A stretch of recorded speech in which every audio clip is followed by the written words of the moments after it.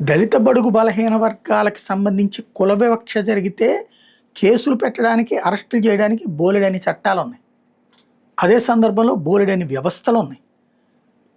SC commission నుంచి ఇప్పుడు SC corporation దాకా పదవులు పొందిన వాళ్ళందరూ ఇన్వాల్వ్ అవ్వాల్సినటువంటి అంశాలు.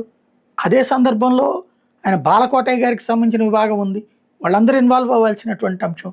పోలీసులు ఇన్వాల్వ్ అవ్వాలి ఫస్ట్.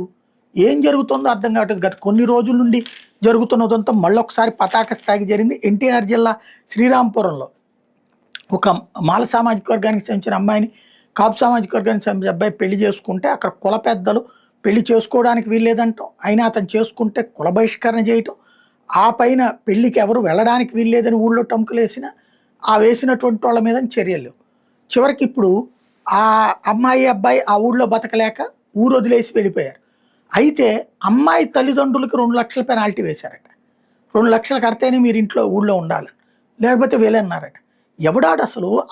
అసలు ఎవడిచ్చాడు వాడికి అధికారం? ఊరు పెద్ద అనే అధికారం ఎవడిచ్చాడు?